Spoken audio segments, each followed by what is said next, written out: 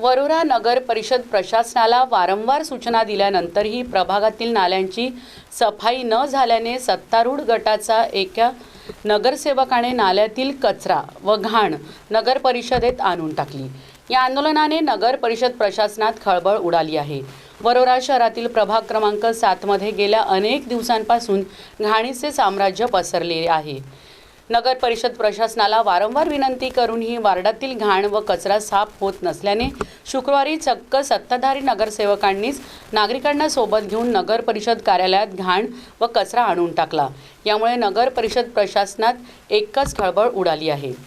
वरोरा नगर परिषदेवर काँग्रेसची सत्ता आहे, परंतु पुरेशा निधी अभावी सत्ताधारी गटाला शहरातील विकास कामे करताना मोठ्या अडचणीला सामोरे जावे लागत असल्याचे दिसून येत आहे।